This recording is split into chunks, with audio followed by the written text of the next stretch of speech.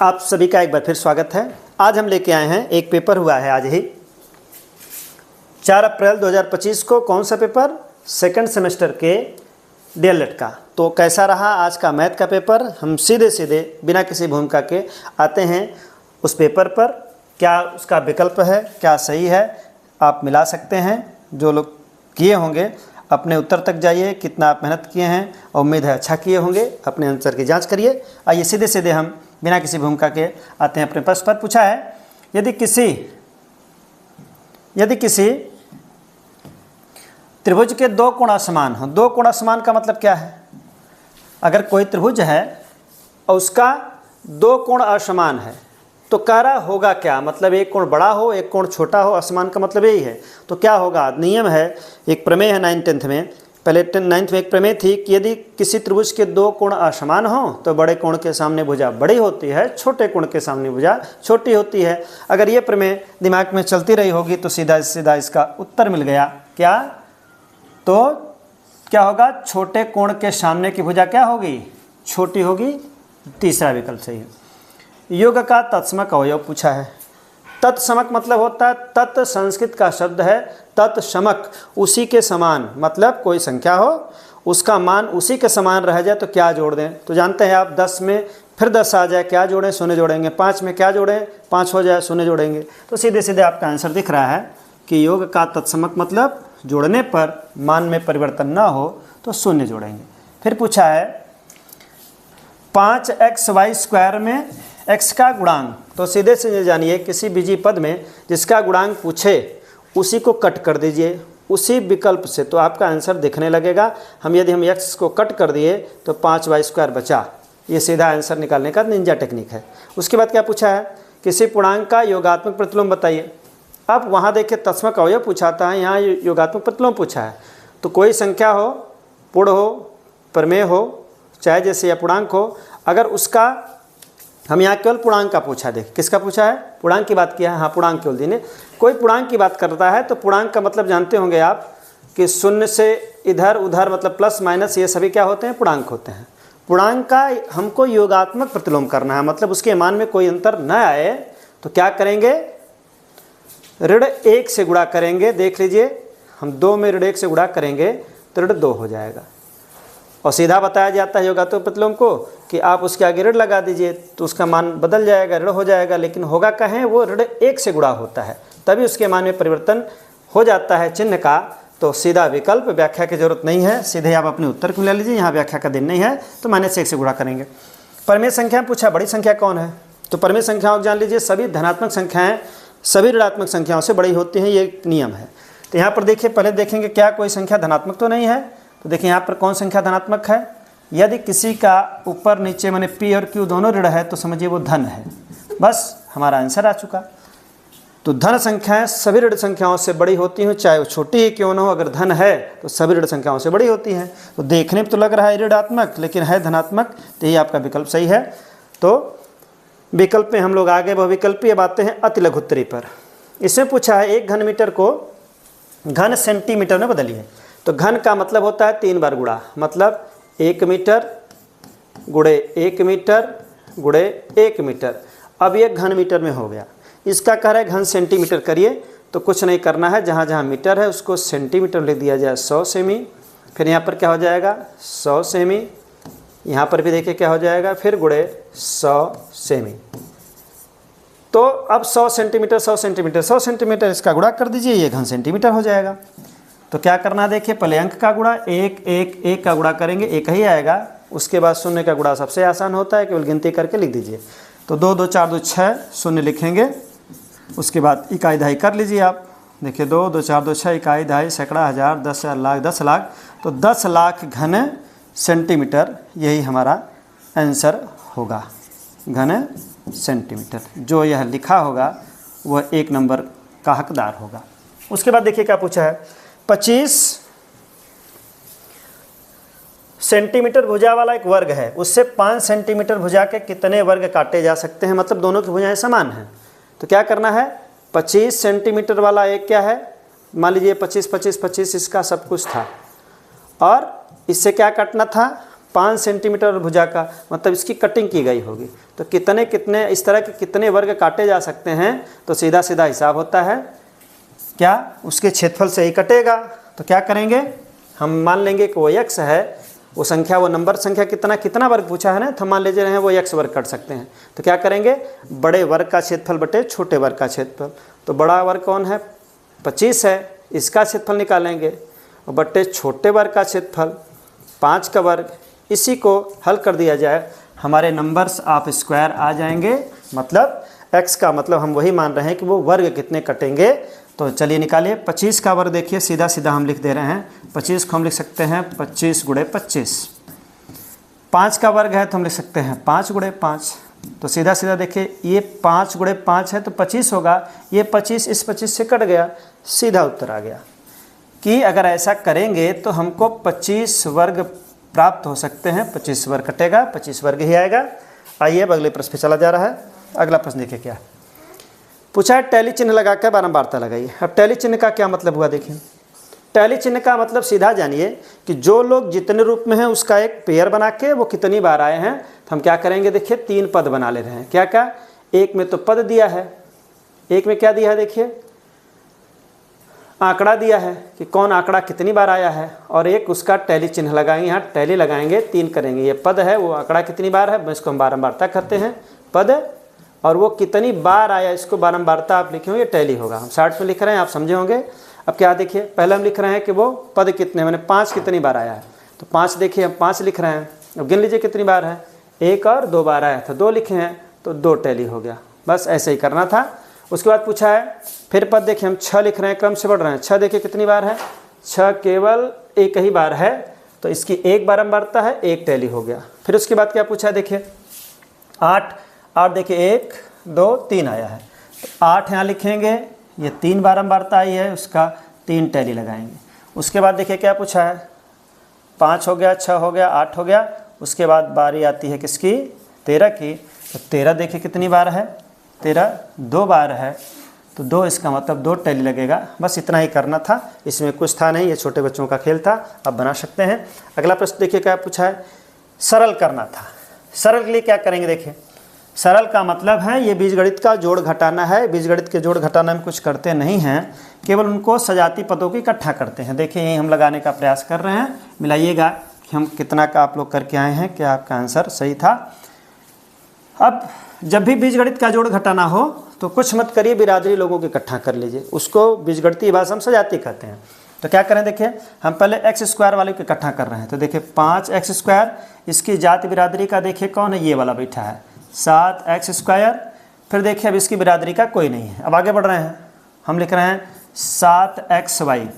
अब xy खोजेंगे, कहीं है देखिए यहाँ पर xy है, एक बगल में ही बैठा हुआ है कौन, प्लस 3xy। और ढूंढिए, और कहीं नहीं xy है, देखिए यहाँ पर है क्या, -2xy। अब चलिए जिसका हो रहा है उसको मैं कट करते चला हूँ। ये देखिए इसकी बात हो गई, इसकी बात हो गई, इसकी बात हो गई, इसकी बात हो गई। अब कौन बचा, प्लस 8z बचा है। इसकी जात का कोई दिख नहीं रहा, इसको भी कट कर रहे हैं। फिर उसके बाद कौन बचा, अच्छा नहीं, एक है यहाँ पर देखिए -6z। अब लास्ट में कौन बच गया, अचर पद, इसको यहाँ लिखें। क्या किए हैं फिर समझिए, हम केवल सभी सजाती को, अगर सामान्य भाषा में कहें बिरादरी लोगों को इकट्ठा बैठाए हैं। किसको किसको देखिए, एक्स स्क्वायर देखिए 2 बार आया था। फिर xy 3 बार आया था, इसको बिठाए हैं। फिर जड़ देखिए 2 बार आया है, इनको इकट्ठा बिठा दिए हैं। उसके बाद एक अचर पद था, गिनती कर लीजिए कहीं कोई छूटा तो नहीं। 1 2 3 4 5 6 7 8, देखिए 1 2 3 4 5 6 7 8 लोग हैं। अब सही है। अब क्या करना है, जब सजाती इकट्ठा हो जाते हैं हम यही करते हैं, समान चिन्ह जोड़ते हैं, विपरीत को घटा देते हैं, मतलब एक चिन्ह वाले अंकों को जोड़ते हैं, गुणांकों को। चलिए देखिए यहाँ पर देखिए क्या है, यह भी x है, ये भी x स्क्वायर सजाती है। तो देखिए ये ऋण 7 है, ये धन 5 है, तो विपरीत चिन्ह घटते हैं। 7 में से 5 निकलेगा, 2 बचेगा, जिससे घटाएंगे उसी का चिन्ह लगाएंगे, तो हो गया ऋण 2x स्क्वायर। अब देखिए ये इसकी जाति का कोई नहीं है। अब बात कर रहे हैं यहाँ xy की, 3 लोग हैं देखिए, तो पहले जोड़ दीजिए 7 3 10, 10 से 2 निकल गया तो 8 बचा।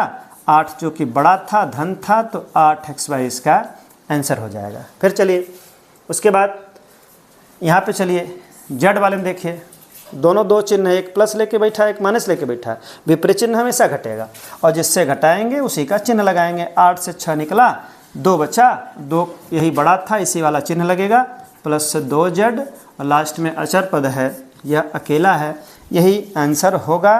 क्यों? क्योंकि अब कोई किसी के जाति बिरादरी का नहीं है, तो ये जो करके आए होंगे वो 1 नंबर के हकदार होंगे।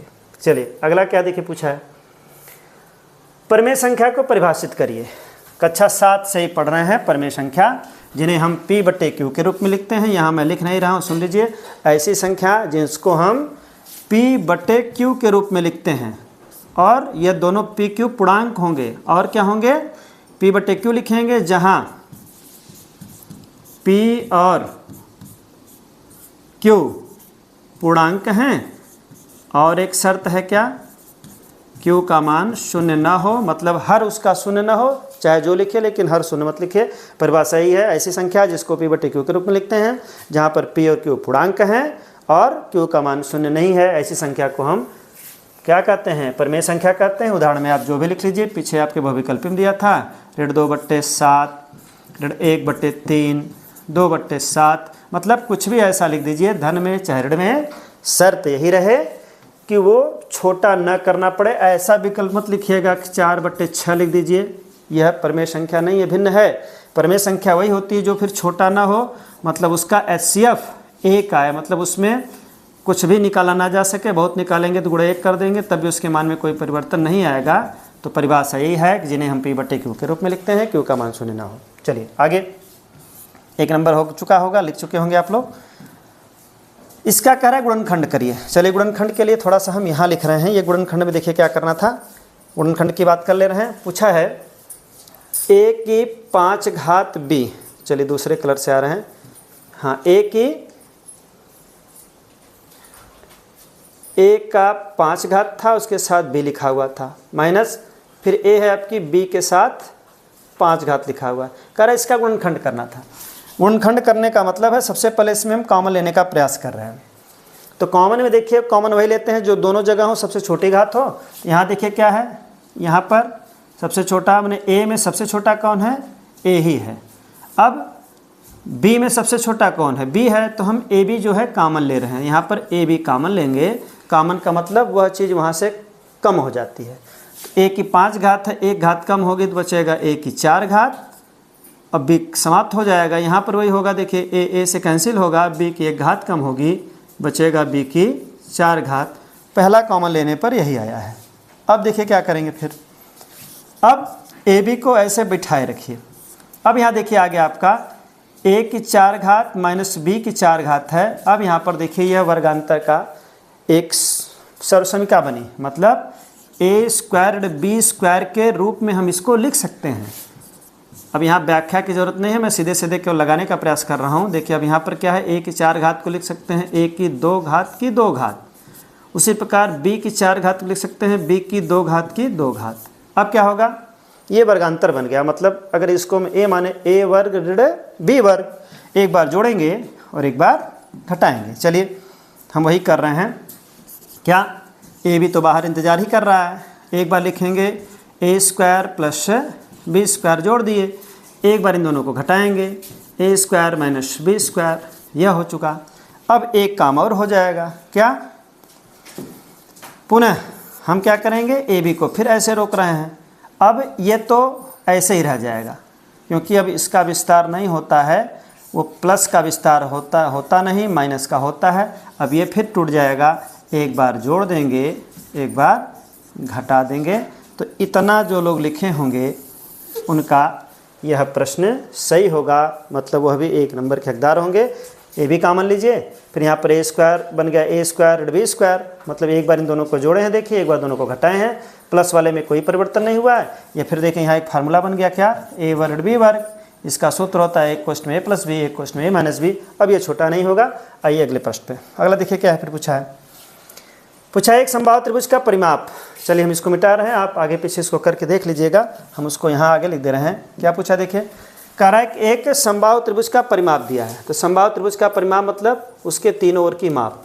पूछा क्या है, उसका क्षेत्रफल बताइए। तो किसी त्रिभुज का क्षेत्रफल के लिए हमको उसकी भुजा चाहिए। तो पहले यह काम करेंगे कि जो हमको दिया है परिमाप दिया है, तो परिमाप क्या होगा, परिमाप होता है तीनों ओर की माप, और समबाहु त्रिभुज है तो समबाहु त्रिभुज के तीनों ओर की माप क्या होगी, बराबर होगी। मतलब समबाहु त्रिभुज है उसके जो माप हैं वह परिमाप दिया हुआ है। मतलब एक समबाहु त्रिभुज है, यह 18 दिया हुआ, तो समबाहु मतलब सभी बराबर रहे होंगे। इसका मतलब 6 6 6 6 18 है, एक भुजा स्पष्ट हो गई 6। अब उसका क्या निकालना है, क्षेत्रफल। तो समबाहु त्रिभुज का जो क्षेत्रफल होता है वह कड़ी में 3/4 गुणे भुजा का वर्ग होता है, जिसको a² लिखा जाता है या भुजा का वर्ग लिखते हैं। तो भुजा पता हो गई, कड़ी में 3/4 अभी पताए हैं कि जब परिमाप 18 है तो समबाहु त्रिभुज है, और समबाहु का मतलब तीनों भुजा बराबर। तो 6 6 6 18 है, तो भुजा क्लियर हो गई 6। अब यहाँ भुजा का मान रख रहे हैं 6 का स्क्वायर। फिर क्या लिखेंगे, कड़ी में 3/4 गुणे 6 गुणे 6, इसको छोटा कर लेंगे। देखिए 2 3 6, 2 दूना 4, फिर 2 से कैंसिल हो जाएगा। देखिए 2 3 6, मतलब सीधे सीधे हम कह दें तो क्या आ जाएगा। देखिए यहाँ पर हम लिख दें कड़ी में 3, अगर इसको ना समझ में आए तो हम इसको 36 लिख सकते हैं आसान भाषा में। फिर बटे 4 है, अब हम इस 4 से भाग कर ले रहे हैं तो ज़्यादा समस्या नहीं होगी। 4 9 36, देखिए 4 9 36 आ गया। अब पहले हम क्या लिख दें, 9 इंटू कड़ी में 3, लेकिन ये क्या पूछा है, क्षेत्रफल पूछा है। क्षेत्रफल हमेशा वर्ग इकाई में लिखी जाती है, तो यही हमारा आंसर होगा। जो यह लगाए होंगे, जितना किसी का आंसर यह मिला होगा, वह निश्चित रूप से 2 नंबर का हकदार है। आइए हम आगे चल रहे हैं। अगला पूछा देखिए, थोड़ा अब इसको हटा रहे हैं, चूँकि आप इसको वीडियो आगे पीछे करके देख लेंगे, क्योंकि उत्तर से ही मतलब है, बाकी अब क्या करके हैं बहुत व्याख्या शायद मतलब है नहीं। अब आइए अगले प्रश्न पे। अगला प्रश्न देखिए क्या पूछा है। अगला पूछा है, एक भिन्न का हर उसके अंश से एक अधिक है। देखिए ये 2 चरों वाले रैखिक समेट के कर ये लगेगा। हम सीधे सीधे क्या मान ले रहे हैं, अंश और हर वाले प्रश्न हैं, तो हम सीधे मान रहे हैं कि माना उसका जो अंश है, अंश बराबर x है, हर बराबर y है, तो जो भिन्न बनेगा वह x/y, ये हमारी भिन्न हो गई। अब क्या पूछा है, कह रहा है एक भिन्न का हर उसके अंश से क्या है, एक अधिक है। ठीक है, चलिए हम क्या करेंगे, भिन्न हमारी क्लियर है। प्रथम प्रश्नानुसार देखिए मैं लिख रहे हैं। पहला प्रश्न क्या कर रहा है, जो पहला पूर्ण विराम है वहाँ तक पहला प्रश्न बनेगा, मतलब पहला समीकरण। देखिए यहीं तक पहला पूर्ण विराम है। कह रहा है एक भिन्न का हर उसके अंश से एक अधिक है। जैसे कह रहा वैसे करिए। क्या कह रहा है, देखिए कह रहा है कि हर अंश से एक अधिक है, तो हम यहाँ लिख रहे हैं हर अधिक है किससे, अंश से। तो अधिक है मतलब बराबर का निशान लगाएंगे, तो लिखेंगे हर बराबर अंश से एक अधिक है। तो एक अधिक है हमने हिंदी लिखा, अब इसको गणित की भाषा में हर क्या माना गया था, देखिए y। तो हम लिख रहे हैं y बराबर अंश से एक अधिक, अंश से एक अधिक है तो जैसे कर रहा वैसे कर दीजिए, समीकरण बन गया। y बराबर x + 1, हम पक्षांतर कर देंगे तो आ जाएगा y - x बराबर 1, समीकरण नंबर 1 हो गया। फिर क्या पूछा दूसरा, यदि अंश और हर दोनों में से एक घटा दें। तो देखिए हम समीकरण अभी बताए हैं कि हमने क्या माना, इकाई ये अंश और हर मान लिया, तो क्या बन गया, भिन्न बन गया। और पहली शर्त क्या थी कि जो हर था वो अंश से एक अधिक था, हम वही लिखे हैं हर बराबर क्या है, अंश से एक अधिक है, तो हमारा पहला समीकरण तैयार हुआ। दूसरा क्या कर रहा है कि अंश और हर दोनों में से एक घटाना है, तो देखिए हमारी भिन्न है क्या, x/y यही भिन्न है। कह रहा है कि दोनों से एक घटा रहे हैं, चलिए घटाया जाए। इससे भी एक घटा रहे हैं, y से भी एक घटा रहे हैं, तो होगा क्या, कह रहा भिन्न का मान 1/2 हो जाता है। तो क्रॉस गुणा कर लीजिए, दूसरा समीकरण तैयार हो जाएगा। ये क्या आएगा, देखिए 2 से गुणा करेंगे आएगा 2x, इससे गुणा करेंगे -2, 1 से गुणा होगा तो कोई परिवर्तन नहीं होगा, ऐसे ही रह जाएगा। फिर हम चर एक तरफ कर ले रहे हैं, मतलब हम लिख सकते हैं 2x, इसको इधर बुलाएंगे तो -y, ये 1 पहले से उधर है, इस 2 को उधर ले जाएंगे तो +2 हो जाएगा। हमारा समीकरण बन गया 2x - y बराबर, विपरीत चिन्ह घटते हैं 2 से 1 निकलेगा 1, यह रहा समीकरण नंबर 2। अब इन्हीं दोनों समीकरणों को क्या करना है, हल करना है। देखिए इसको घेर रहे हैं, ये हमारा दूसरा समीकरण है। 2x - y बराबर 1, पहला समीकरण देखें यहाँ पर था y - x बराबर 1, ये हमारा पहला समीकरण है। इन्हीं दोनों समीकरण को हल कर रहे हैं। देखें यहाँ पर उसके बाद हमको वो भिन्न पता हो जाएगी। क्या पूछा देखिए, तो भिन्न बताइए, मतलब x और y दोनों ज्ञात करना है। चलिए हम इसको विलोपन विधि से, प्रतिस्थापन से, जिससे भी आप जानते हैं हल कर लेंगे। चलिए देखिए हम हल करने का प्रयास यहाँ कर रहे हैं। पहला समीकरण था y माइनस एक्स बराबर 1। दूसरा देखिए क्या है, 2x माइनस वाई बराबर 1। तो पहले देखिए x है फिर y है, हम पहले y लिखते रहे, माइनस वाई फिर क्या लिखेंगे प्लस x, मतलब प्लस 2x बराबर कितना है, यह भी 1 है। इसी को हल कर लिया जाए। तो इसको जानते हैं y से कैंसिल हो जाएगा, यहाँ जोड़ने पर लिखेंगे, विलोपन विधि का प्रयोग कर रहे हैं। तो 2 से 1 निकलेगा, बचेगा x, 1 1 जुड़ जाएगा, x का मान 2 आ गया। जब x का मान 2 आ गया, हम कहीं रख सकते हैं, चाहे यहाँ पर चाहे यहाँ पर, कहीं लिख दिए, मान यहीं रख दे रहे हैं। तो x का मान 2 है, हम इसी समीकरण लिख दे रहे हैं। देखिए y माइनस एक्स बराबर 1 है, x का मान 2 आया है, तो x का मान 2 लिखेंगे, बराबर 1 रखेंगे। y बराबर क्या होगा, 1 पहले से उधर है, ये उधर जाएगा तो प्लस 2 हो जाएगा। y बराबर देखिए 3 आ गया और x बराबर 2 आ गया। हम भिन्न क्या माने थे, x बटे y, तो हमारी भिन्न जो y है वह x पहले लिखी जाएगी, मतलब अंश बटे हर, मतलब यह 2 बटे 3 इसका उत्तर आएगा। अब देखिए 14वां प्रश्न क्या पूछा है। आइए 14वें प्रश्न पर आते हैं। 14वां प्रश्न पूछा है कि इसमें मान कितना होगा, मतलब x प्लस 1 बटे x का मान दिया है, उसका स्क्वायर पूछ रहा है। तो ऐसे प्रश्नों में क्या करते हैं, चलिए देखा जाए। क्या पूछा देखिए, पूछा है यदि x प्लस 1 बटे x बराबर 3 लिखा है, यदि x प्लस 1 बटे x बराबर 3, पूछा किसका मान है, स्क्वायर पूछा है। तो सीधे सीधे अगर ऐसा मान आता है तो हम दोनों पक्षों का वर्ग करते हैं। चलिए वर्ग किया जाए। तो देखिए इसका वर्ग कर देंगे और इसका वर्ग कर देंगे, उसके बाद देखिए क्या मिलता है। वर्ग करने देखिए क्या मिलेगा, a प्लस बी का होल वर्ग के फार्मूले से a वर्ग धन b वर्ग धन 2ab बराबर, इधर से क्या होगा, 3 का वर्ग 9, x कट जाएगा, बचा क्या, x स्क्वायर प्लस 1 बटे एक्स स्क्वायर, और यहाँ से बच गया 2 बराबर कितने के, 9 के। बस हमारा उत्तर आ गया x स्क्वायर प्लस 1 बटे एक्स स्क्वायर बराबर 2। ये उधर चला जाएगा तो माइनस 2 आ जाएगा। हमारा उत्तर 7 आना चाहिए। जिसका 7 आया है उसका 2 नंबर सही है। चलिए अब अगला देखिए क्या है। अगला पूछा है 15वां प्रश्न। 15वां देखा जाए क्या पूछा है। 15वें प्रश्न में पूछा है एक घनाभ की चौड़ाई, चलिए इसको थोड़ा सा ऊपर कर रहे हैं, पूरा प्रश्न देखा जाए। पूरा प्रश्न क्या है, चूँकि उसके ऊपर लग चुके हैं, अब हम पूरे प्रश्न का एनालिसिस करेंगे। इसको ऊपर कर रहे हैं चूँकि 3 प्रश्न और हमारे बच गए हैं। ये यहाँ पर हम इसको इस प्रकार थोड़ा सा बड़ा दिखेगा। चलिए ये हमारे प्रश्न हैं। चलिए क्या प्रश्न पूछा देखिए, लिखा है एक घनाभ की लंबाई चौड़ाई और ऊंचाई दी गई है, तो कह रहा है कि आयतन घन मीटर में बताइए। तो जो घनाभ का आयतन होता है सीधे जान लीजिए क्या, ये 15वें प्रश्न की मैं बात कर रहा हूँ, L गुणे B गुणे H, मतलब लंबाई गुणे चौड़ाई गुणे ऊंचाई, ये घनाभ का आयतन होता है। तो किस में पूछा है देखिए, घन मीटर में पूछा है। तो इसका मतलब जिसका जिसका गुणा किया जाए सबकी इकाई एक रहनी चाहिए। मीटर मीटर हो, चाहे सेंटी हो, चाहे डेका डेका हो। देखिए सब ये सेंटीमीटर में है, ये सेंटीमीटर में, ये मीटर में है, तो हम सबको मीटर में लिखने का प्रयास कर रहे हैं चूँकि आयतन भी घन मीटर में पूछा है। तो देखिए 80 को लिख सकते हैं 0.80 मीटर। फिर उसी प्रकार इसको भी लिख सकते हैं 0.40 मीटर। ये कैसे होगा यह बाद में बताया जाएगा, जान लीजिए मीटर केवल आंसर आप मिला लीजिए मीटर। फिर उसके बाद अगला देखिए क्या है, यह भी लिखना है 1 दशमलव है, तो यह भी हो जाएगा 1.20 मीटर। अब सबका गुणा कर लेंगे, वही घन मीटर हो जाएगा। देखिए गुणा करने का प्रयास किया जा रहा है, क्या क्या,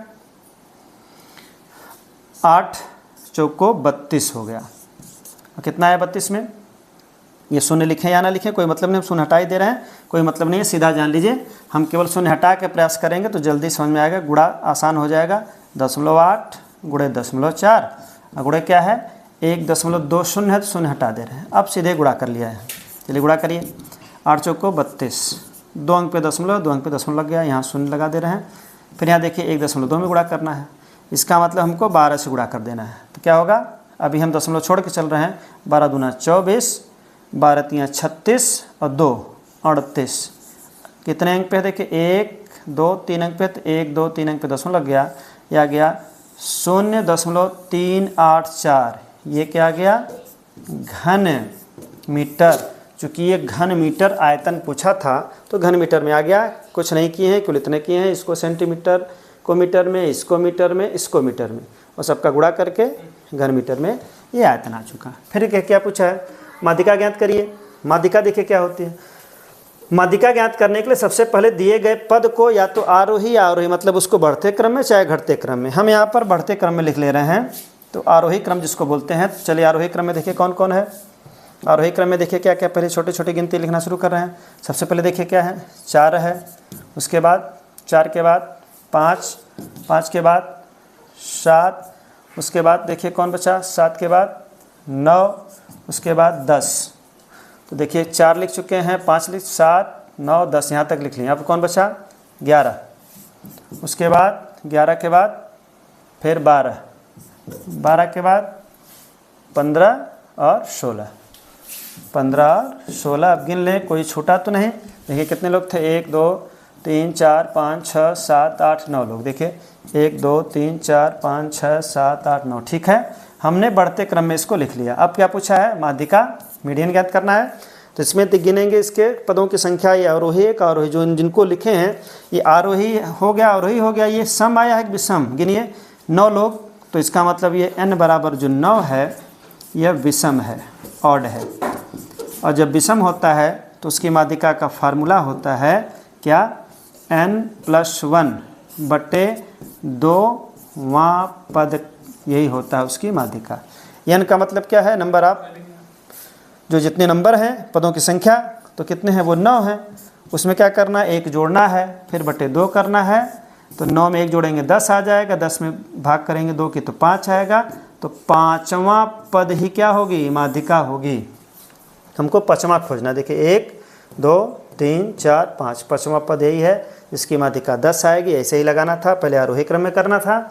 लिखेंगे n बराबर 9 है जो विषम है, तो विषम के माध्यिका का फार्मूला होता है n/2 प्लस n+1/2वां पद। n का मतलब जो गिने हैं 9, तो 9 1 10, 10/2 मतलब 5, 5वां पद, 5वां पद गिन लिए 10, इसका माध्यिका 10 होगी। आइए सीधे फिर आ रहे हैं किस पे, 17वां प्रश्न पे। 17वां देखिए क्या पूछा है। इसमें सीधे पूछा है कि सर्वांग समता की जांच करिए। सर्वांग समता का मतलब सभी अंग सम, सर्व अंग सम, सभी अंग बराबर। देखिए सभी अंग बराबर है कि नहीं, उसमें कौन सा रूल है, क्या साइड एंगल साइड है, या AS AA है, या तीनों यस हैं, या कर्ण और एक भुजा वाला, देखा जाए क्या है।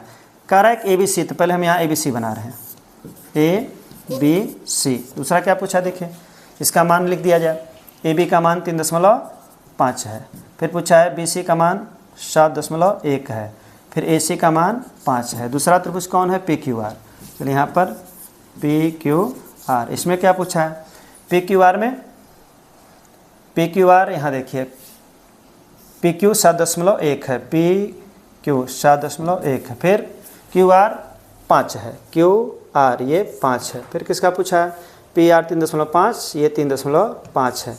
पूछा है कि त्रिभुज के सर्वांग समता की का परीक्षण करिए, जांच करिए, मतलब कौन सा नियम यहाँ लागू हुआ। तो सीधे सीधे दिख रहा है कि तीनों त्रिभुजों के तीनों भुजाएं बराबर लग रही हैं, दोनों त्रिभुजों की दोनों भुजाएं बराबर लग रही हैं। इसका मतलब एक त्रिभुज इसका मान देखिए कितना है, इस एक भुजा का 3.5, यहाँ पर भी 3.5 है, एक भुजा मिल गई, मतलब AB के बराबर कौन मिल गई, AB के बराबर AB हो गई। फिर चलिए 7.1 देखिए PQ के बराबर कौन मिल गया, BC, मतलब यह भुजा इसके बराबर मिल गई, और तीसरी भुजा इसके बराबर हो गई। मतलब यहाँ भुजा भुजा भुजा, मतलब S, मतलब भुजा भुजा भुजा, मतलब तीनों भुजाएं, एक त्रिभुज की तीनों भुजाएं दूसरे त्रिभुज की तीनों भुजाओं के बराबर हैं, तो दोनों त्रिभुज सर्वांगसम हैं। तो पूछ रहा है क्या, परीक्षण करिए। परीक्षण में आप यही लिखेंगे कि दोनों त्रिभुजों की तीनों भुजाएं क्रमशः बराबर हैं। अतः यहाँ पर यस A, साइड के सर्वांगसमता के नियम से दोनों त्रिभुज सर्वांगसम हैं। अब लास्ट पूछा है, एक 5-2 का आयताकार हौज है। हौद मतलब जिसको आप लोग हौद बोलते हैं, हौदा बोलते हैं, उसी प्रकार का एक हौज है। इसका जो लंबाई है वो 5 है और चौड़ाई उसकी 2 है। कह रहा है कि इसमें 1.5 तक पानी भरा हुआ है, इसमें कुछ पानी भरा है, उसकी ऊंचाई दी है कितना, 1.5। कह रहा बताइए कितने लीटर पानी भरा है। तो यह भी बिल्कुल घनाभ के आकार का हो गया। तो क्षेत्रफल गुणे ऊंचाई, सीधे सीधे हम क्या लिखेंगे, 5 गुणे 2 और गुणे 1.5। हम इसका आयतन निकालेंगे। आयतन निकालेंगे, देखिए क्या आएगा, 5 दूना 10 और 1.5 से गुणा करना है। अभी दशमलव भूल जा रहे हैं, तो 15 दहा में 150। अब एक अंक पे दशमलव लगा दिए, कितना आ गया, 15 क्या, 15 घन मीटर। 15 घन मीटर क्या है, इसका पानी भरा हुआ है। लेकिन वो पानी पूछा क्या है कि कितना लीटर पानी भरा है, ये घन मीटर में आया है, लेकिन पूछा है लीटर में। तो घन मीटर को लीटर में बदलने के लिए तरीका है कि अभी तो क्या है, कितना, यह 15 आया हुआ है, 1.5, तो 5 दूना 10 और 1.5। तो यहाँ पे देखिए हमने क्या किया है, लंबाई गुणे चौड़ाई गुणे ऊंचाई, मतलब ये घनाभ के आकार का हो, जो होता है घनाभ के आकार, उसमें लंबाई गुणे चौड़ाई गुणे ऊंचाई है। या सीधे कह सकते हैं क्षेत्रफल गुणे ऊंचाई। तो क्षेत्रफल देखिए कितना आ गया, 5 दूना 10, उसमें ऊंचाई से गुणा कर दिए तो आयतन आया। लेकिन जो आयतन आया ये 15 घन मीटर में आया है, लेकिन ये घन मीटर में पूछा नहीं है, पूछा है कितना लीटर है। तो जान लीजिए सीधे सीधे इसका एक रूल होता है कि 1 घन मीटर में 1000 लीटर पानी आता है। लेकिन यहाँ पर कितना आया है, 15। तो सीधे सीधे जब 1 में 1000 तो 15 घन मीटर में 15,000, जो 15,000 घन लीटर जिसका आया होगा उसका 2 नंबर का काम हो चुका है। तो ऐसा रहा आज का पेपर।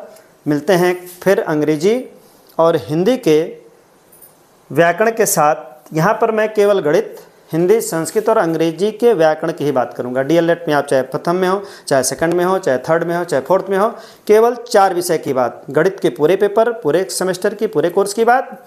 लेकिन हिंदी, अंग्रेजी और संस्कृत में केवल व्याकरण की बात करूँगा, जो आपके टेट और सीटेट में काम करेगा। देखते रहिए, मिलते हैं नेक्स्ट पेपर में केवल व्याकरण के साथ। तब तक सभी को धन्यवाद।